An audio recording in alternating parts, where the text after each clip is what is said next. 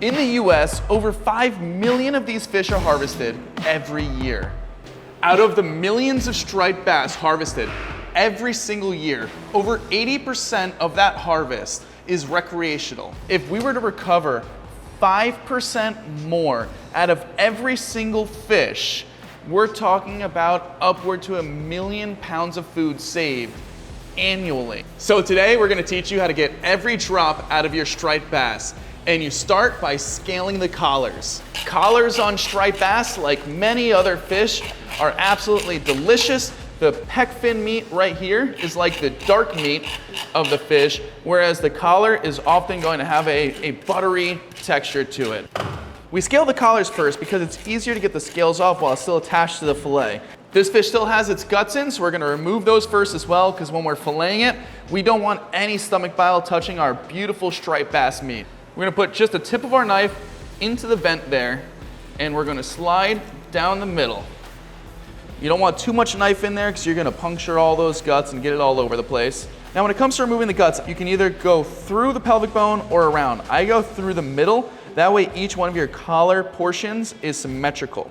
This is very tough bone here, but if you aim straight for the middle, there is a soft spot and you need just a little bit of speed with it to cut through that. Put your knife right underneath the throat and cut down, making sure everything gets separated without puncturing through the fillet. Then once you get it separated in the front, you can just pull back and everything will come out nicely just like that. We've even got some bro here.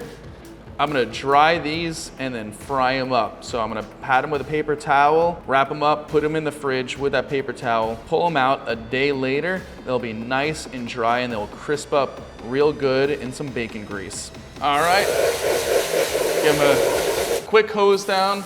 All right, now that we've got the collar scaled up and the insides out, we are ready to fillet up this beautiful fish and show you how to get the absolute most out of your striped bass. First thing we're gonna do is we're gonna pick up the pectoral fin, and I like, since it's gutted, you can get a good grip right underneath that pelvic bone as well. And we're gonna puncture right underneath that pec fin, and we're gonna slide down. We're gonna flip our knife around. We're not gonna try to saw through the scales. We're gonna slide our knife underneath those scales, going behind the head just like that, at an angle. Not straight down where you lose out the meat behind the head, but at an angle. Even if you're going behind the head like this, you're still losing out on a little bit of meat that you catch when you go at a hard angle just like that. Up next, we're gonna put just the tip of our knife right into that opening, and our knife is resting right on top of the spine, so on top of the dorsal fin, and we're going to slide all the way down, making sure you're on top of the spine, not below it. We're gonna wipe away those scales. Right around the back of the dorsal fin, we're gonna make a shallow cut. Now you can rest your knife right on top of that skeleton and pull towards the head. And you can see how that is picked nice and clean. Wanna do that motion again, making sure that skeleton is guiding your knife. If you feel the skeleton with your knife, you're in the right spot. If you don't feel the skeleton, you're probably losing out on some of that beautiful meat. Now we're gonna flip our knife around, again, resting your knife right on top of that spine and pull down towards the tail. Use just this part of your knife to go to the top of that center spine. That spine is tall, and if you don't go to the top of it before going down to the other side of it, you're gonna miss out on meat. So now, again, we're letting the skeleton guide our knife. Now we're gonna go over the rib bones, not cutting through the rib bones. How you do that is by putting the tip of your knife at the base of the ribs. Make sure your knife is not levitating like this, but pressing on the skeleton like that. Angle your blade slightly up and pull towards the head. What we just did was separate the connection the pin bones make to the ribs. Now we can start sliding on top of those rib bones. If you feel those bones, you're not losing out on meat. If you don't feel those bones, you are losing out on meat. Nice shallow cuts when you're going over the ribs, because you want to get to the bottom of these rib bones. So this is the bottom of the bone. We didn't cut through that, so there's no ribs in the fillet there. And if we did too deep of a cut, we would have cut into the meat part, and we just want to be going over the bones. Just like this. And look at that. We successfully went over the ribs without leaving any of those rib bones in our fillet. Now we're completely done. Now all we gotta do is separate the fillet off right here. Close it up, little flick just like that, and boom. Absolutely gorgeous striper fillet. You got all the meat in there, and this membrane, if you fry it, it's edible, but that is what protects the stomach lining from the gut, so we're gonna just gently shave that off, making sure we still have a nice belly portion. All right, now we're gonna flip it over and repeat the process. Pick up that pec fin, go behind the head at an angle through those scales. Now we're gonna slide down right in front of that collarbone, and we got this beautiful collar portion that we're gonna teach you how to easily remove in just a minute. Now, just like the other side, we're gonna use just the tip of our knife to create an opening for us to work with. Just the tip, we don't wanna go deep in there, just like that. Now, nice shallow cut. Make sure we get right on top of the spine. Now that we can see it, we can rest our knife on top of it and let it guide our knife. Just like this.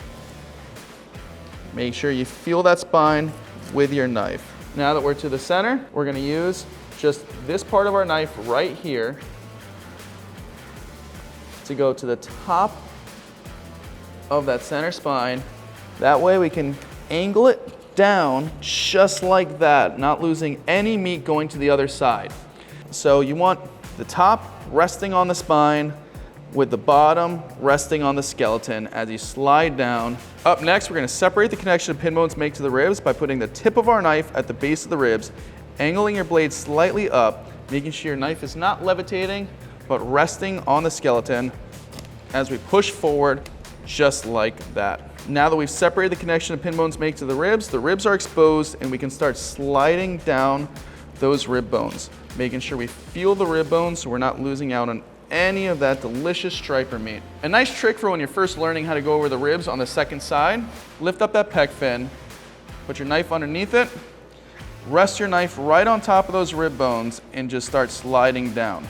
You wanna feel those bones with your knife, and that is just a really nice, easy to work with angle, and it really helps new people get the feel for how to go over the ribs on the second side. We're gonna close it up and give it a little flick just like that, and there's your beautiful second side. All the rib bones are left intact. There's no meat on top of those rib bones. We picked that skeleton beautifully clean, but we are not done yet. I'm gonna teach you guys how to get every drop of that delicious striper cheek meat, but first we're gonna cut the collars out. What you wanna do is lift up on those gills, puncture this membrane right here, and slide down. Then you can see on this collarbone, you've got two pieces that are resting on top of each other.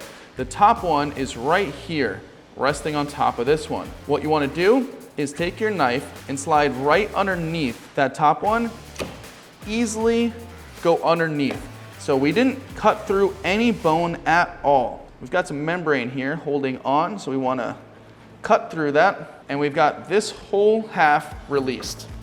Now we're gonna flip it over and repeat the process. Expose those gills, puncture the membrane, slide down, then find where those two bones meet, right here, slide your knife right underneath them, just like that.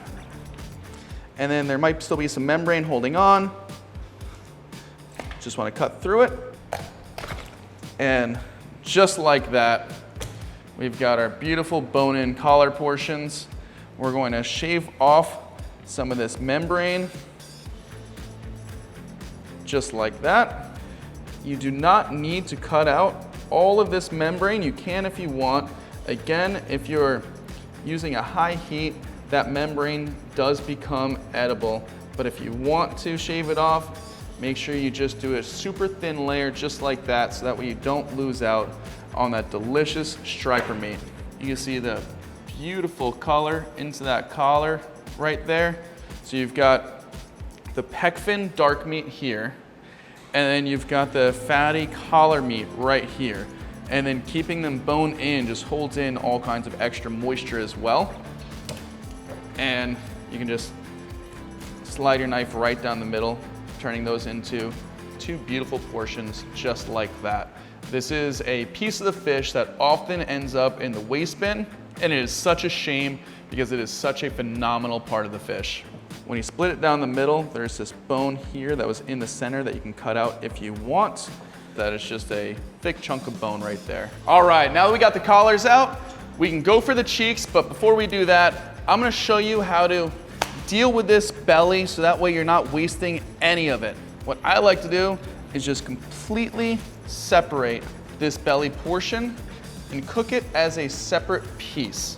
What I'm gonna do for the belly portion is we're gonna take the skin off, get a good start, good grip on that skin, nice flat knife without your knife angled down, because if your knife was angled down, you would get extra silver on the meat, which isn't the end of the world, it's edible, but if you wanna get all that silver out, have a flat knife instead of an angled downward knife. And when your knife is flat, you have to apply a little bit of pressure so that way your knife doesn't rise and you don't lose out on meat, because obviously this is a very thin piece. Now we're gonna take out this membrane.